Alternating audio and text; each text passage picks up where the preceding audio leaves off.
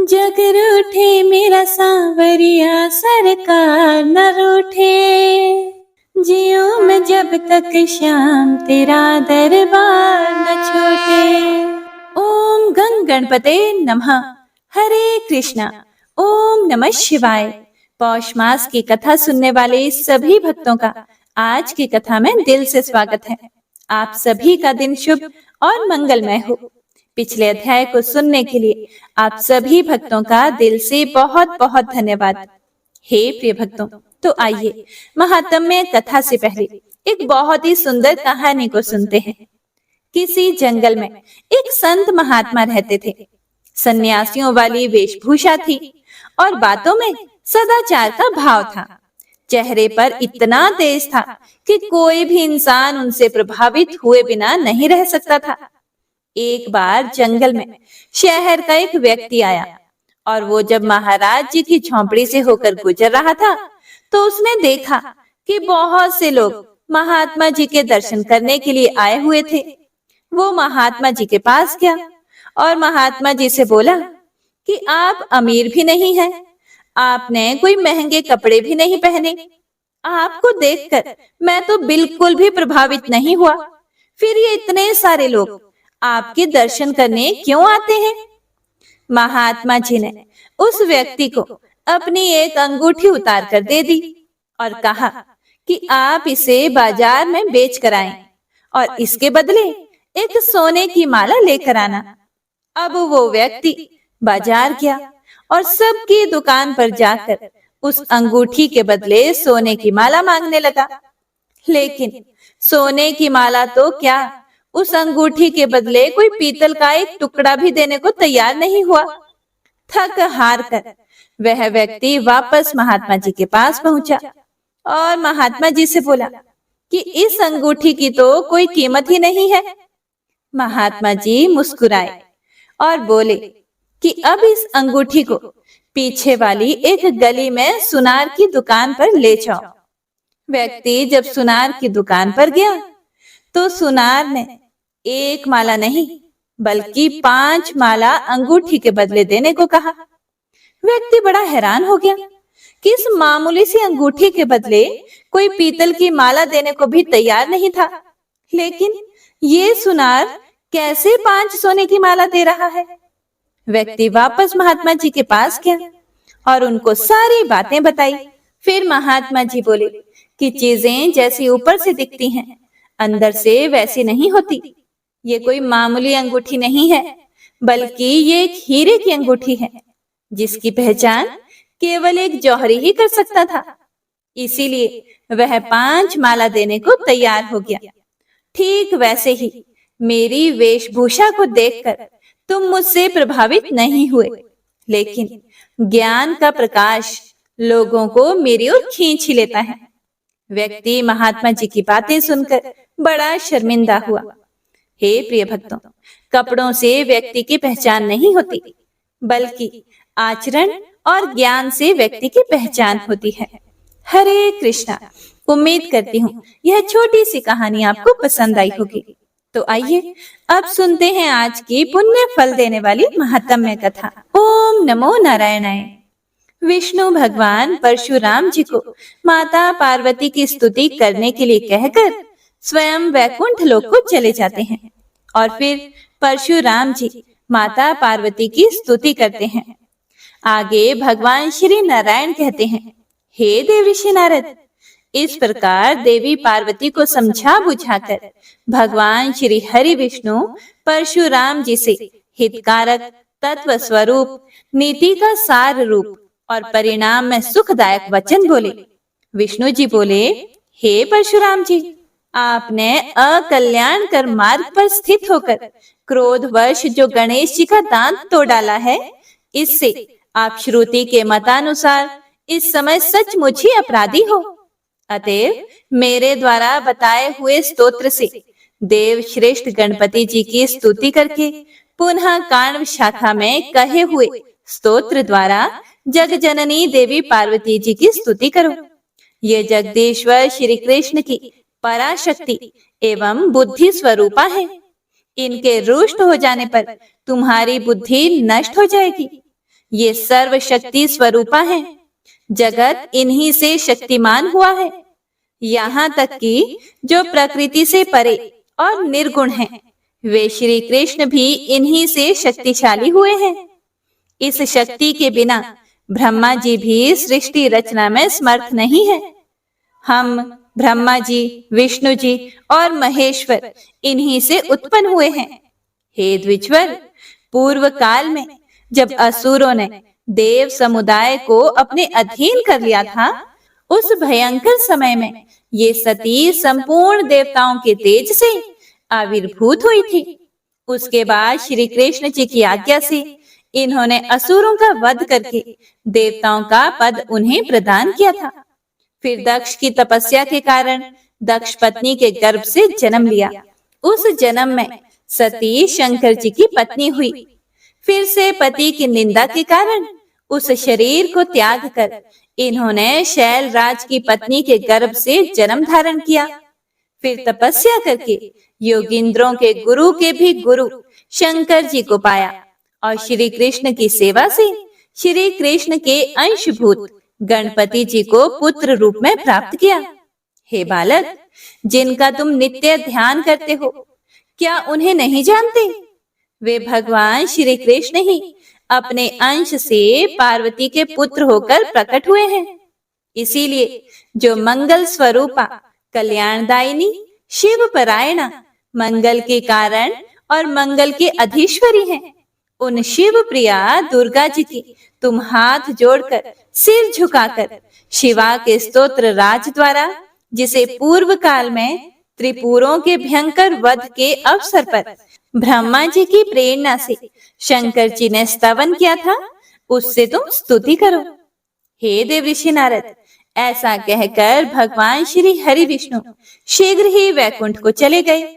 श्री हरि के चले जाने पर परशुराम जी ने हरि का स्मरण करके विष्णु प्रदत्त स्तोत्र द्वारा, जो संपूर्ण विघ्नों का नाशक तथा धर्म, अर्थ, काम, मोक्ष का कारण है, उन दुर्गा जी की स्तुति करने को वे तत्पर हुए।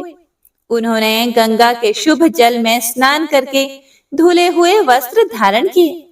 फिर अंजलि बांधकर भक्तेश्वर गुरु को प्रणाम किया। फिर आचमन करके दुर्गा जी को सिर झुकाकर नमस्कार किया। उस समय भक्ति के कारण उनके कंधे झुक गए थे, आंखों में आनंद अश्रु छलक आए थे और सारा अंग पुलकायमान हो गया था। परशुराम जी ने कहा, प्राचीन काल की बात है, गोलोक में जब परिपूर्णतम श्री कृष्ण सृष्टि रचना के लिए तत्पर हुए, उस समय उनके शरीर से आपका प्राकट्य हुआ था। आपकी कांति करोड़ों सूर्यों के समान थी। आप वस्त्र और अलंकारों से विभूषित थी। शरीर पर अग्नि में तपाकर शुद्ध की हुई साड़ी का परिधान था। नव तरुण अवस्था थी। ललाट पर सिंदूर की बेंदी शोभित हो रही थी। मालती की मालाओं से मंडित गूंथी हुई सुंदर चोटी थी। बड़ा ही मनोहर रूप था। मुख पर मंद मुस्कान थी। अहो, आपकी मूर्ति बड़ी सुंदर थी। उसका वर्णन करना बड़ा ही कठिन है। आप मुमुक्षुओं को मोक्ष प्रदान करने वाली तथा स्वयं महाविष्णु की विधि हो। आप सबको मोहित कर लेने वाले हो। आप ही शिव के समीप शिवा अर्थात पार्वती जी, नारायण के निकट लक्ष्मी जी और ब्रह्मा जी की प्रिया वेद जननी सावित्री और सरस्वती हो, जो परिपूर्णतम एवं परमानंद स्वरूप है। उन रासेश्वर श्री कृष्ण की आप परमानंद रूपिणी राधा हो। देवांगनाएं भी आपके कलांश की अंश कला से प्रादुर्भूत हुई है। सारी नारियां आपकी विद्या स्वरूपा हैं और आप सबकी कारण रूपा हो। हे अंबिके, सूर्य की पत्नी छाया, चंद्रमा की पत्नी सर्वमोहिनी रोहिणी, इंद्र की पत्नी शची, कामदेव की पत्नी ऐश्वर्यशालिनी रति, वरुण की पत्नी वरुणानी, वायु की प्राण प्रिया स्त्री, अग्नि की प्रिया स्वाहा, कुबेर की सुंदरी भार्या, यम की पत्नी सुशीला, ईशान की पत्नी शशिकला, मनु की प्रिया शत्रुपा, कर्दम की भार्या देवहूति, वशिष्ठ की पत्नी अरुंधति, देव माता अदिति, अगस्त्य मुनि की प्रिया लोपामुद्रा, गौतम की पत्नी अहल्या, सबकी आधार रूपा वसुंधरा, गंगा, तुलसी तथा भूतल की सारी श्रेष्ठ सरिताएं, ये सभी तथा इनके अतिरिक्त जो अन्य स्त्रियां हैं, वे सभी आपकी कला से उत्पन्न हुई हैं।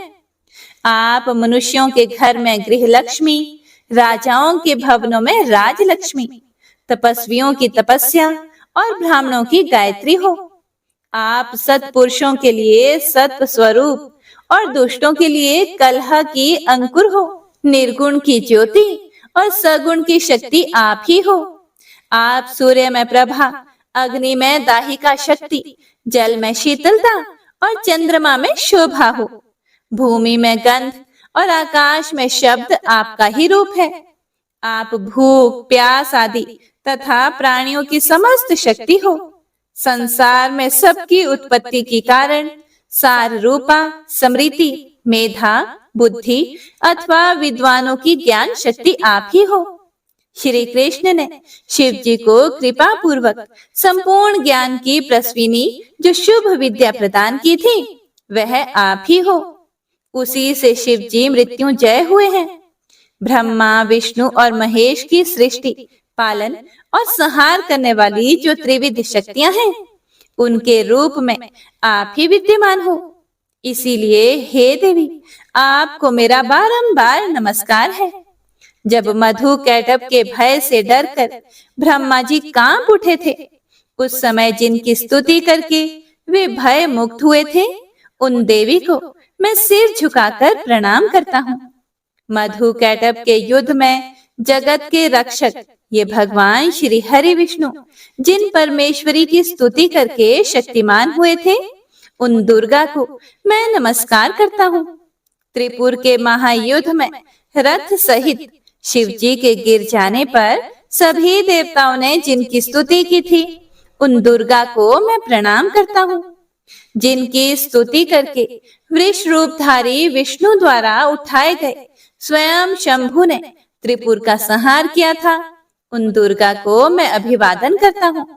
जिनकी आज्ञा से निरंतर वायु बहती है, सूर्य तपते हैं, इंद्र वर्षा करते हैं और अग्नि जलाती है, उन दुर्गा को मैं सिर झुकाता हूँ।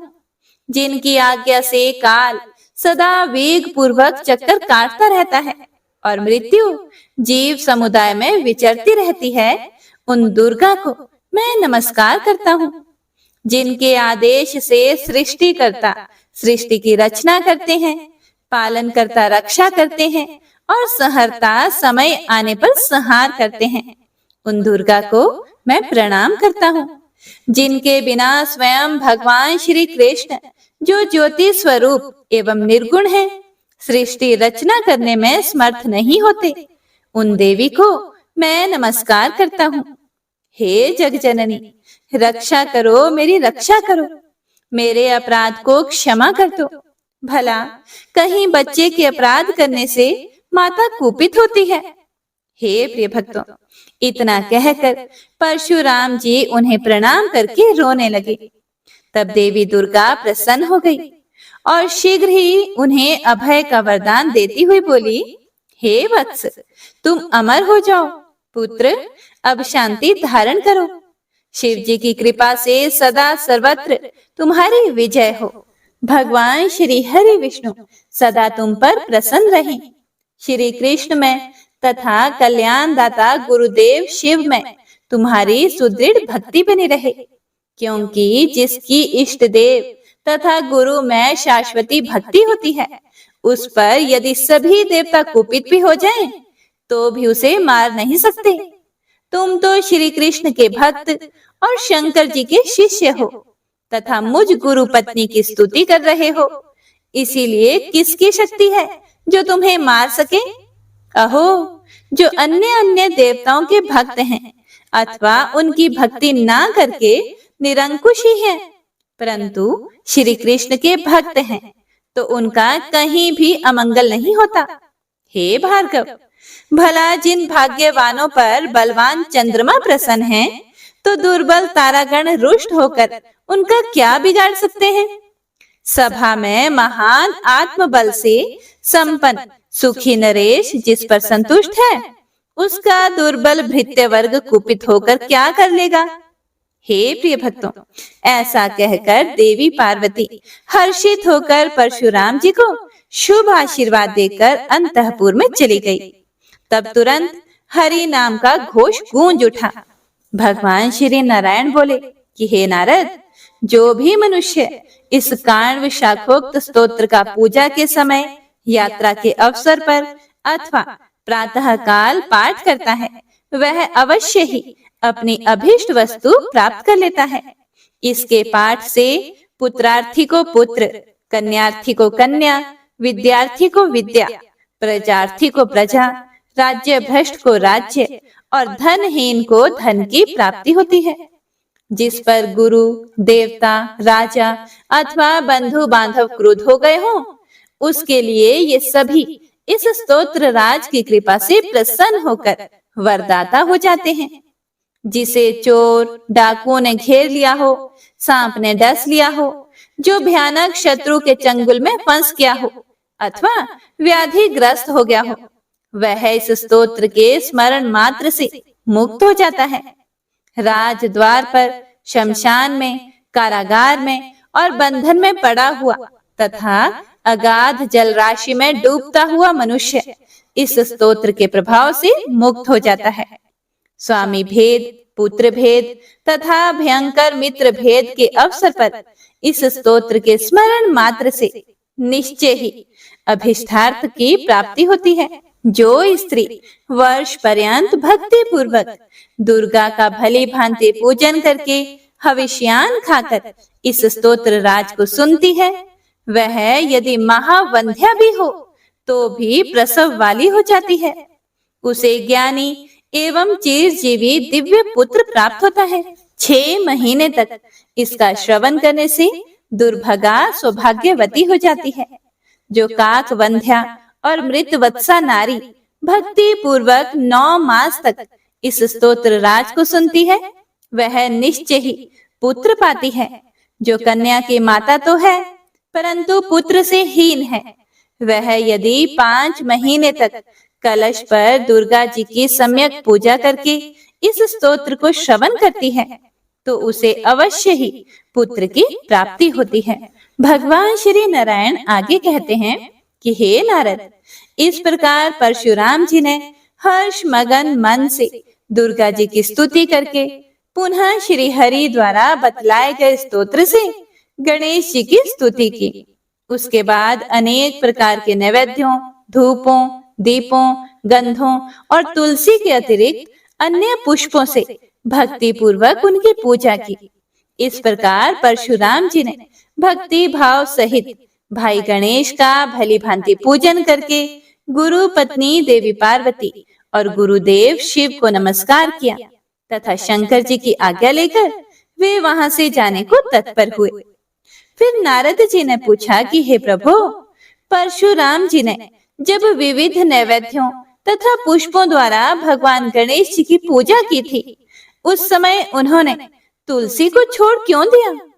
मनोहारिणी तुलसी तो समस्त पुष्पों में मान्य एवं धन्यवाद की पात्र है। फिर गणेश जी उस सारभूत पूजा को क्यों नहीं ग्रहण करते? ओम नमो नारायणाय। हे प्रिय भक्तों, इसके आगे भगवान श्री नारायण ने देव ऋषि नारद को जो कुछ भी बताया, उसका वृतांत आप सभी भक्तजन अगले अध्याय में जरूर सुनिएगा। आइए अब गजेंद्र मोक्ष स्तोत्र का पाठ करते हैं। इस माह में गजेंद्र मोक्ष स्तोत्र पढ़ने मात्र से जहां हर तरह के ऋण कर्ज से मुक्ति मिलती है, वहीं 10 दिशाओं से शुभ फल दिलाने में भी सक्षम है।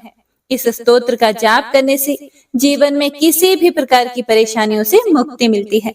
श्रीमद् भगवत गीता के 3रे अध्याय में गजेंद्र स्तोत्र पढ़ने को मिलता है। इस स्तोत्र में हाथी और मगरमच्छ के साथ हुए युद्ध का वर्णन किया गया है और गजेंद्र जब युद्ध से हार जाता है तो भगवान श्री हरि विष्णु का ध्यान करके उनकी स्तुति करता है और उसकी स्तुति से प्रसन्न होकर भगवान श्री हरि विष्णु आते हैं और उसे मोक्ष प्रदान करते हैं। और हे प्रिय भक्तों, इस पाठ को करते समय अगर हम अपने मन में यह भावना रखें कि हे श्री हरि विष्णु, हे मेरे प्रभु, जिस प्रकार से आपने गजेंद्र को परेशानी से बाहर निकाला, उसी प्रकार से हमें भी हमारी परेशानियों से बाहर निकालिए, तो यकीन मानिए निश्चित ही भगवान श्री हरि विष्णु हमारी मदद स्वयं करते हैं। तो आइए अब सच्चे मन से भगवान श्री हरि विष्णु का ध्यान करके इस परम कल्याणकारी स्तोत्र का पाठ करते हैं। जय श्री हरि विष्णु। शुक जी ने कहा कि बुद्धि के अनुसार पिछले अध्याय में वर्णन किए गए रीति से अपने मन को नियंत्रित करके और हृदय को स्थिर करके गजेंद्र अपने पिछले जन्म में याद किए गए सर्वोच्च कार्य और बार बार जप किए जाने वाले स्तोत्र का जाप करने लगा। गजेंद्र ने मन ही मन श्री हरि को ध्यान करते हुए कहा, जिनके प्रवेश करने से शरीर और मन चेतन की तरह व्यवहार करने लगते हैं, ओम द्वारा लक्षित और पूरे शरीर में प्रकृति और पुरुष के रूप में प्रवेश करने वाले उस सर्वशक्तिमान देवता का मैं मन ही मन स्मरण करता हूँ, जिनके सहारे ये पूरा संसार टिका हुआ है, जिनसे ये संसार अवतरित हुआ है और जिन्होंने प्रकृति की रचना की है और जो खुद उसके रूप में प्रकट हैं, लेकिन इसके बावजूद भी वो इस पूरी दुनिया से सर्वोपरि और श्रेष्ठ हैं। ऐसे अपने आप और बिना किसी कारण के भगवान की मैं शरण में जाता हूँ और अपने संकल्प शक्ति के बल पर अपने ही स्वरूप में रचित और सृष्टि काल में प्रकट एवं प्रलय में अप्रकट रहने वाले इस शास्त्र प्रसिद्धि प्राप्त कार्य कारण रूपी संसार को, जो बिना कुंठित दृष्टि के साक्ष्य रूप में देखते रहने पर भी लिप्त नहीं होते, चक्षु आदि प्रकाशकों के परम प्रकाशक प्रभु, आप मेरी रक्षा करें। बीतते गए समय के साथ तीनों लोकों और ब्रह्मादि लोकपालों के पंचभूत में प्रवेश कर जाने पर और पंचभूतों से लेकर महत्वपूर्ण सभी कारणों के उनकी परम करुणा स्वरूप प्रकृति में मगन हो जाने पर उस समय दुर्गेय और घोर अंधकार रूपेण प्रकृति ही बच रही थी। उस अंधकार से परे अपने परम धाम में जो सर्वव्यापी भगवान सभी दिशाओं में प्रकाशित होते रहते हैं, वो भगवान मेरी रक्षा करें।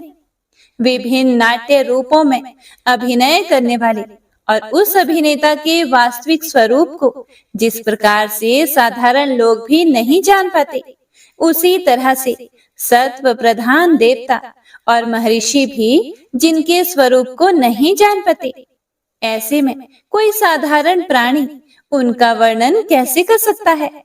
ऐसे दुर्गम चरित्र वाले भगवान मेरी रक्षा करें। अनेकों शक्ति से मुक्त सभी प्राणियों को आत्म बुद्धि प्रदान करने वाले, सबके बिना कारण हित और अतिशय साधु स्वभाव ऋषि मुनिजन, जिनके परम स्वरूप को देखने की इच्छा के साथ वन में रहकर अखंड ब्रह्मचर्य तमाम अलौकिक व्रतों को नियमों के अनुसार पालन करते हैं, ऐसे प्रभु ही मेरी गति हैं। वह जिनका हमारी तरह ना तो जन्म होता है और ना जिनके द्वारा अहंकार प्रेरित कर्म ही होते हैं, जिनके निर्गुण स्वरूप का ना कोई नाम है और ना ही कोई रूप है, इसके बावजूद भी समय के साथ इस संसार की सृष्टि और प्रलय के लिए अपनी इच्छा से अपने जन्म को स्वीकार करते हैं। उन अनंत शक्ति संपन्न परम ब्रह्म परमेश्वर को मेरा नमस्कार है। उन प्राकृत आकार रहित और अनेक रूप वाले अद्भुत भगवान को मेरा बारंबार नमस्कार है। स्वयं प्रकाशित सभी साक्ष्य परमेश्वर को मेरा शत शत नमन है। वैसे देव जो मन, वाणी और चित्त वृत्तियों से परे हैं, उन्हें मेरा बारंबार नमस्कार है। विवेक से परिपूर्ण पुरुष के द्वारा सभी सत्व गुणों से परिपूर्ण निवृत्ति धर्म के आचरण से मिलने योग्य और मोक्ष सुख की अनुभूति रूपी भगवान को मेरा नमस्कार है। सत्व गुणों को स्वीकार करके शांत, रजोगुण को स्वीकार करके घोर और तमोगुण को अपनाकर मूढ़ से प्रतीत होने वाले भेद रहित, अतएव सदा संभाव से स्थित ज्ञान धन प्रभु को मेरा नमस्कार है। शरीर, इंद्रिय आदि के समुदाय रूप सभी पिंडों के ज्ञाता, सबके स्वामी और साक्षी स्वरूप प्रभु को मेरा बारंबार नमस्कार है। सबके अंतर्यामी, प्रकृति के भी परम कारण लेकिन स्वयं कारण रहित भगवान को मेरा शत शत नमस्कार है। सभी इंद्रियों और सभी विषयों के जानकार, सभी प्रतीतियों के कारण रूप संपूर्ण जड़ प्रपंच और सबकी मूलभूता अविद्या के द्वारा सूचित होने वाले और सभी विषयों में अविद्या रूप से भासने वाले भगवान को मेरा नमस्कार है। सबके कारण लेकिन स्वयं कारण रहित तथा कारण होने पर भी परिणाम रहित होने की वजह से अन्य कारणों से भी विलक्षण कारण आपको मेरा बारंबार नमस्कार है। सभी वेदों और शास्त्रों के परम तात्पर्य, मोक्ष रूपी और श्रेष्ठ पुरुषों की परम गति देवता को मेरा नमस्कार है। वह जो त्रिगुण रूपों में छिपी हुई ज्ञान रूपी अग्नि है, वैसे गुणों में हलचल होने पर जिनके मन में संसार को रचने की वृत्ति उत्पन्न हो उठती हो और जो आत्मा तत्व की भावना के द्वारा विधि निषेध रूप शास्त्र से भी ऊपर उठे हों, जो महाज्ञानी महात्माओं में स्वयं प्रकाशित हो रहे हैं, ऐसे भगवान को मेरा नमस्कार है। मेरे जैसे शरणागत पशु के समान जीवों की अविद्या रूप फांसी को पूर्ण रूप से काट देने वाले परम दयालु और दया करने में कभी भी आलस्य नहीं करने वाले भगवान को मेरा नमस्कार है। अपने अंश से सभी जीवों के मन में अंतर्यामी रूप से प्रकट होने वाले सर्वनियंता अनंत परमात्मा आपको मेरा नमस्कार है। जो शरीर, पुत्र, मित्र, घर और संपत्ति सहित कुटुंबियों में अशक्त लोगों के द्वारा कठिनाई से मिलते हों और मुक्त पुरुषों के द्वारा अपने हृदय में निरंतर चिंतित ज्ञान स्वरूप सर्व समर्थ परमेश्वर को मेरा नमस्कार है।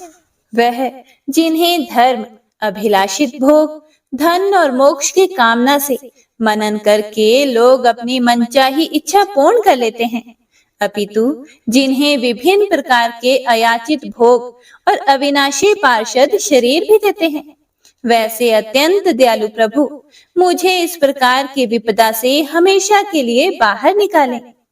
वह जिनके एक से अधिक भक्त हैं, जो मुख्य रूप से एकमात्र उसी भगवान की शरण में हैं, जो धर्म, अर्थ आदि किसी भी पदार्थ को नहीं चाहते, अपितु जो केवल उन्हीं के परम मंगलमय एवं अत्यंत विलक्षण चरित्र का गुणगान करते हुए उनके आनंदमय समुद्र में गोते लगाते रहते हैं।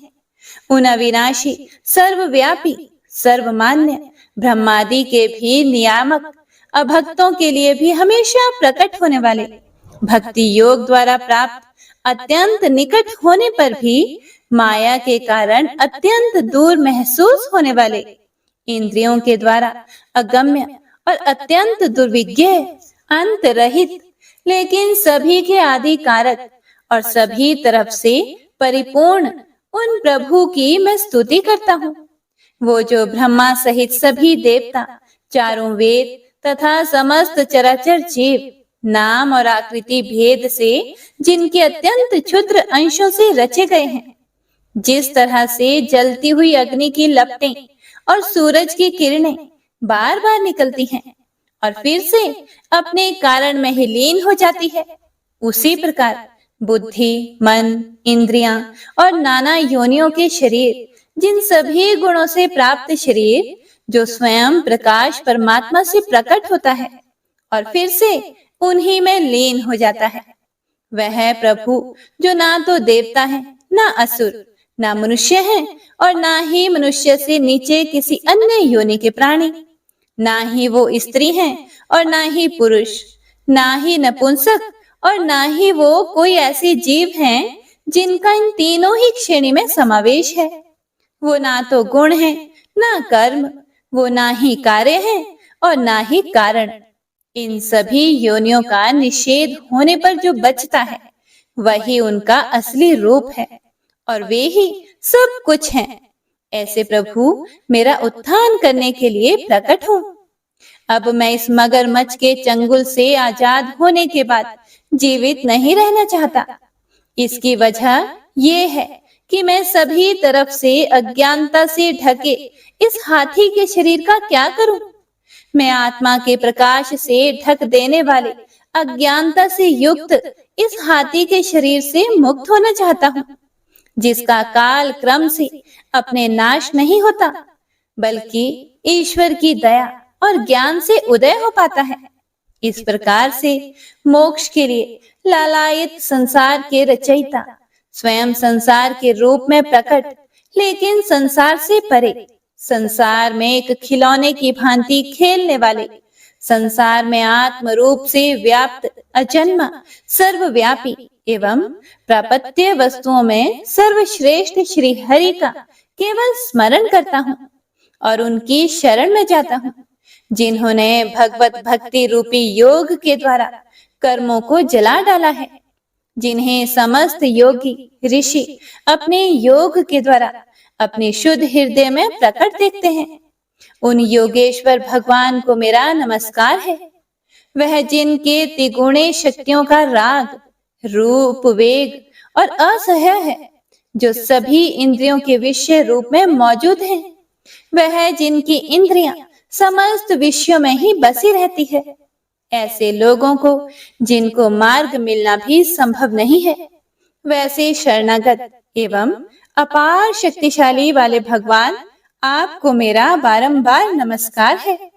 जिनकी अविद्या नाम के शक्ति के कार्य रूप अहंकार से ढके हुए हैं, वह जिनके रूप को जीव समझ नहीं पाते हैं, ऐसे अपार महिमा वाले भगवान की मैं शरण लेता हूँ। हे प्रिय भक्तों, श्री सुखदेव जी कहते हैं कि वह जिसने पूर्व प्रकार से भगवान के भेद रहित सभी निराकार रूप का वर्णन किया था, उस गजराज के करीब जब ब्रह्मा आदि अन्य कोई भी देवता नहीं आए, जो अपने विभिन्न प्रकार के विशेष विग्रहों को ही अपना रूप मानते हैं, ऐसे में साक्षात विष्णु जी, जो सभी के आत्मा होने के कारण सभी देवताओं के रूप हैं, तब वह वहां पर प्रकट हुए। गजराज को इस प्रकार से दुखी देखकर और उसके पढ़े गए स्तुति को सुनकर चक्रधारी प्रभु इच्छानुसार वेग वाले गरुड़ की पीठ पर सवार होकर सभी देवों के साथ उस स्थान पर पहुंचे जहां वह गज था। गज अर्थात हाथी था।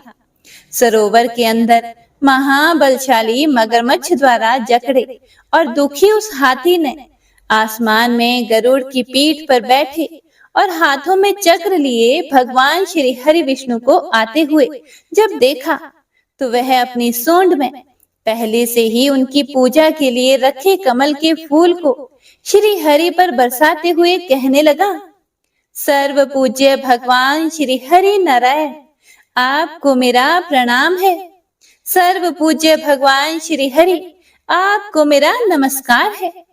लाचार हाथी को पीड़ित देखकर श्री हरि विष्णु गरुड़ से नीचे उतरकर सरोवर में उतर आए और वह दया से प्रेरित होकर ग्राह सहित उस गज को तुरंत ही सरोवर से बाहर निकाल आए और देवताओं के देखते ही देखते अपने चक्र से मगरमच्छ के गर्दन को काट दिया और हाथी को उस पीड़ा से बाहर निकाल लिया। तो इसी के साथ गजेंद्र मोक्ष स्तोत्र संपूर्ण हुआ। तो सभी एक बार प्रेम से बोलिए, भगवान श्री हरि विष्णु की जय। हे प्रिय भक्तों, तो आइए अब हम सुनेंगे श्री नारायण कवच। भगवान श्री हरि गरुड़ जी की पीठ पर अपने चरण कमल रखे हुए हैं। अणिमा आदि 8 सिद्धियां उनकी सेवा कर रही हैं। 8 हाथों में शंख, चक्र, ढाल, तलवार, गदा, बाण, धनुष और पाश धारण किए हुए हैं। वे ही ओमकार स्वरूप प्रभु सभी प्रकार से सब ओर से मेरी रक्षा करें। मत्स्य मूर्ति भगवान जल के भीतर जल तंतुओं से और वरुण के पाश से मेरी रक्षा करें। माया से ब्रह्मचारी रूप धारण करने वाले वामन भगवान स्थल पर और विश्व रूप श्री त्रिविक्रम भगवान आकाश में मेरी रक्षा करें। जिनके घोर अट्टहास करने पर सब दिशाएं गूंज उठी थी और गर्भवती दैत्य पत्नियों के गर्भ गिर गए थे, वे दैत्य युद्ध पतियों के शत्रु भगवान नृसिंह किले, जंगल, रणभूमि आदि विकट स्थानों में मेरी रक्षा करें। अपनी दाढ़ों पर पृथ्वी को उठा लेने वाले यज्ञ मूर्ति वराह भगवान मार्ग में परशुराम जी पर्वतों के शिखरों और लक्ष्मण जी के सहित भरत के बड़े भाई भगवान रामचंद्र प्रवास के समय मेरी रक्षा करें। भगवान नारायण मारण मोहन आदि भयंकर अभिचारों और सब प्रकार के प्रमादों से मेरी रक्षा करें। ऋषि श्रेष्ठ नर गर्व से, योगेश्वर भगवान दत्तात्रेय योग के विघ्नों से और त्रिगुणाधिपति भगवान कपिल कर्म बंधन से मेरी रक्षा करें। परम ऋषि सनत कुमार कामदेव से, हयग्रीव भगवान मार्ग में चलते समय देव मूर्तियों को नमस्कार आदि ना करने के अपराध से, देव ऋषि नारद सेवा अपराधों से और भगवान कच्छप सब प्रकार के नरकों से मेरी रक्षा करें। भगवान धन्वंतरी कुपथ्य से, जितेंद्र भगवान ऋषभ देव सुख दुख आदि भयदायक द्वंद्वों से, यज्ञ भगवान लोकापवाद से, बलराम जी मनुष्य कृत कष्टों से और श्री शेष जी क्रोध वश नामक सर्पों के गणों से मेरी रक्षा करें। भगवान श्री कृष्ण द्विपायन व्यास जी अज्ञान से तथा बुद्ध देव पाखंडियों से और प्रमाद से मेरी रक्षा करें। धर्म रक्षा करने वाले महान अवतार धारण करने वाले भगवान कल की पाप बहुल कलिकाल के दोषों से मेरी रक्षा करें। प्रातः काल भगवान केशव अपनी गदा लेकर कुछ दिन चढ़ जाने पर भगवान गोविंद अपनी बांसुरी लेकर, दोपहर के पहले भगवान नारायण अपनी तीक्ष्ण शक्ति लेकर और दोपहर को भगवान विष्णु चक्र राज सुदर्शन लेकर मेरी रक्षा करें। तीसरे पहर में भगवान मधुसूदन अपना प्रचंड धनुष लेकर मेरी रक्षा करें। सायंकाल में ब्रह्मा जी आदि त्रिमूर्तिधारी माधव, सूर्यास्त के बाद ऋषिकेश, अर्धरात्रि के पूर्व तथा अर्धरात्रि के समय अकेले भगवान पद्मनाभ मेरी रक्षा करें। रात्रि के पिछले प्रहर में श्री वत्स लांछन श्री हरि, उषा काल में खड़गधारी भगवान जनार्दन, सूर्य उदय से पूर्व श्री दामोदर और संपूर्ण संध्याओं में काल मूर्ति भगवान विश्वेश्वर मेरी रक्षा करें। हे सुदर्शन, आपका आकार चक्र की तरह है। आपके किनारे का भाग प्रलय कालीन अग्नि के समान अत्यंत तीव्र है। आप भगवान की प्रेरणा से सब ओर घूमते रहते हैं।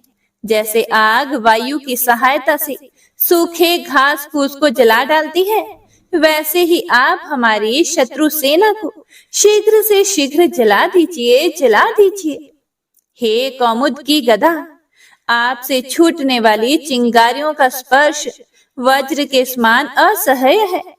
आप भगवान अजित की प्रिया हैं और मैं उनका सेवक हूँ। इसीलिए आप कुष्मांड, विनायक, यक्ष, राक्षस, भूत और प्रेत आदि ग्रहों को अभी कुचल डालिए तथा मेरे शत्रुओं को चूर चूर कर दीजिए। हे शंख श्रेष्ठ, आप भगवान श्री कृष्ण के फूंकने से भयंकर शब्द करके मेरे शत्रुओं का दिल दहला दीजिए एवं यातुधान, प्रमथ, प्रेत, मातृका, पिशाच तथा ब्रह्म राक्षस आदि भयावने प्राणियों को यहाँ से तुरंत भगा दीजिए। भगवान की श्रेष्ठ तलवार, आपकी धार बहुत ही तीक्ष्ण है। आप भगवान की प्रेरणा से मेरे शत्रुओं को छिन्न भिन्न कर दीजिए। हे भगवान की प्यारी ढाल, आप में सैकड़ों चंद्राकार मंडल हैं। आप पाप दृष्टि पापात्मा शत्रुओं की आंखें बंद कर दीजिए और उन्हें सदा के लिए अंधा बना दीजिए। सूर्य आदि ग्रह, धूमकेतु आदि केतु, दुष्ट मनुष्य, सर्प आदि रेंगने वाले जंतु, दाढ़ों वाले हिंसक पशु, भूत प्रेत आदि तथा पापी प्राणियों से हमें जो भय हो और जो हमारे मंगल के विरोधी हो, वे सभी भगवान के नाम, रूप तथा आयुधों का कीर्तन करने से तत्काल नष्ट हो जाएं। बृहद, रथंतर आदि सामवेदीय स्तोत्रों से जिनकी स्तुति की जाती है, वे वेद मूर्ति भगवान गरुड़ और विश्वक्सेन जी अपने नामोच्चारण के प्रभाव से हमें सब प्रकार की विपत्तियों से बचाएं।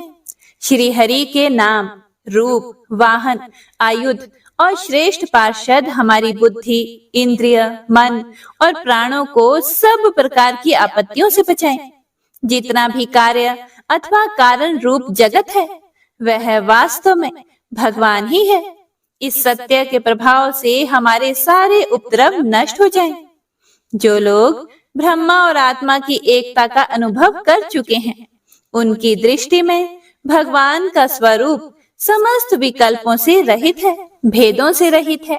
फिर भी वे अपनी माया शक्ति के द्वारा भूषण, आयुध और रूप नामक शक्तियों को धारण करते हैं। यह बात निश्चित रूप से सत्य है। इसी कारण सर्वज्ञ, सर्वव्यापक भगवान श्री हरि सदा सर्वत्र सब स्वरूपों से हमारी रक्षा करें। जो अपने भयंकर अट्टहास से सब लोगों के भय को भगा देते हैं और अपने तेज से सबका तेज ग्रस लेते हैं, वे भगवान नृसिंह दिशा विदिशा में नीचे, ऊपर, बाहर, भीतर सब ओर से हमारी रक्षा करें। हे देवराजेंद्र, मैंने तुम्हें यह नारायण कवच सुना दिया है। इस कवच से तुम अपने आप को सुरक्षित कर लो। बस फिर तुम अनायास ही सब दैत्य युद्धपतियों को जीत लोगे। इस नारायण कवच को धारण करने वाला पुरुष जिसको भी अपने नेत्रों से देख लेता है अथवा पैर से छू देता है, तत्काल समस्त भयों से वह मुक्त हो जाता है। और जो इस वैष्णवी विद्या को धारण कर लेता है, उसे राजा, डाकू, प्रेत, पिशाच आदि और बाघ आदि हिंसक जीवों से भी कभी किसी प्रकार का भय नहीं होता। हे देवराज, प्राचीन काल की बात है, एक कौशिक गोत्री ब्राह्मण ने इस विद्या को धारण करके योग धारणा से अपना शरीर मरुभूमि में त्याग दिया। अब जहां उस ब्राह्मण का शरीर पड़ा था, उसके ऊपर से एक दिन गंधर्वराज चित्ररथ अपनी स्त्रियों के साथ विमान पर बैठकर निकले। वहां आते ही वे नीचे की ओर सिर किए विमान सहित आकाश से पृथ्वी पर गिर पड़े। इस घटना से उनके आश्चर्य की सीमा न रही।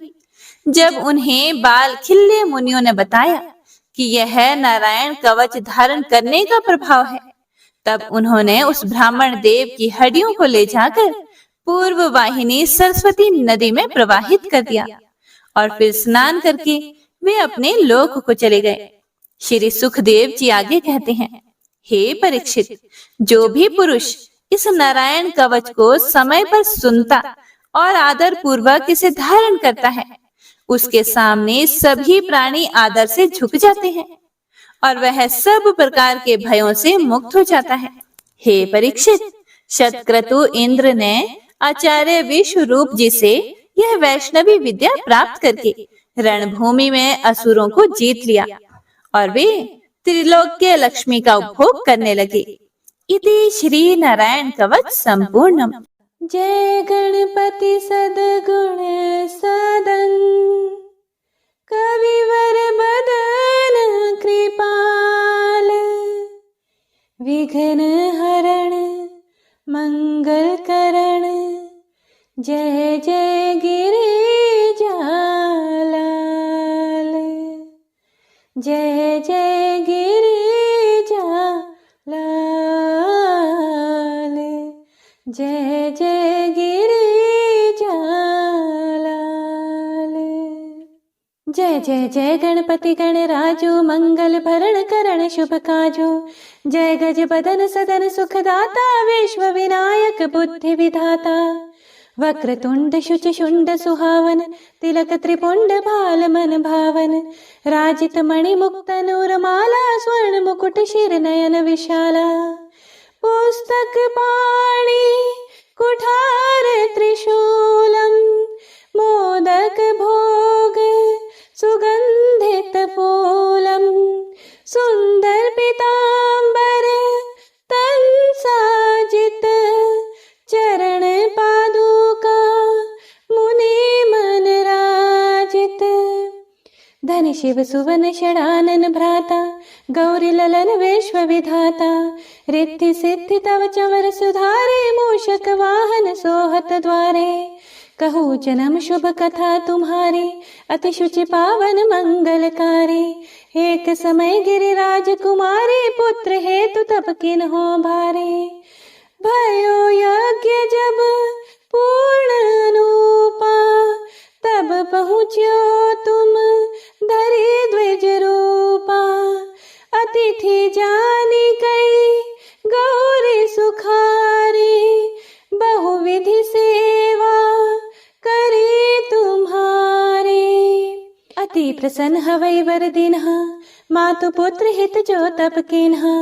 मिलहि पुत्र तुहि बुद्धि विशाला बिना गर्भ धारण यही काला। गणनायक गुण ज्ञान निधाना पूजित प्रथम रूप भगवाना। अस कहि अंतर्धान रूप वही पलना पर बालक स्वरूप वही। बनी शिशु रुदन जब ही तुम ठाना। लखी मुख सुख नहीं गौरी समाना। सकल मगन सुख मंगल गावही। नभते सूरन सुमन वर्षावही। शंभु माँ बहुदान लुटावही। सुर मुनि जन सुत देखन आवही। लखियति आनंद मंगल साजा देखन भी आए शनि राजा। निज अवगुण गुणी शनि मन माही बालक देखन चाहत नाही। गिरजा कछु मन भेद बढ़ायो उत्सव मोर न शनि तुहि भायो।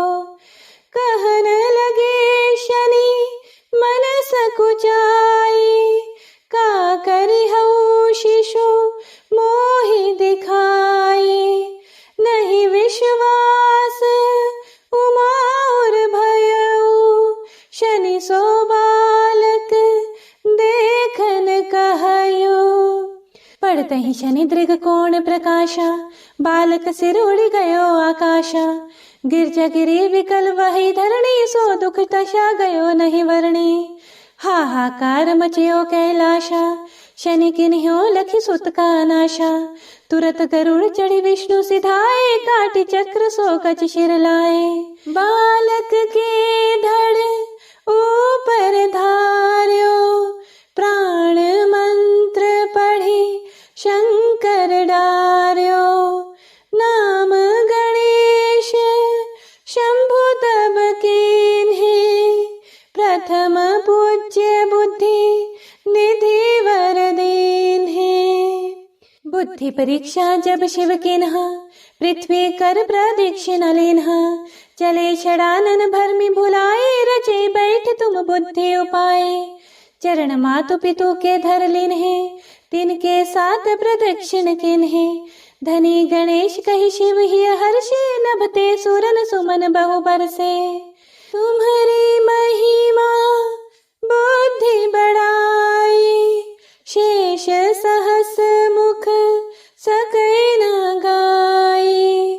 मैं मतिहीन मलिन दुखारी करहूँ कौन विधि विनय तुम्हारी। भजत राम सुंदर प्रभु दासा। जग प्रयाग ककरा दुर्वासा।